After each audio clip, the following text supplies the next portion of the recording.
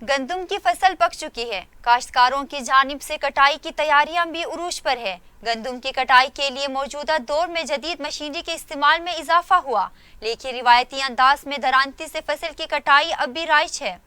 दरांती और गंदम की कटाई के बारे में मजीद जानते हैं इस रिपोर्ट में।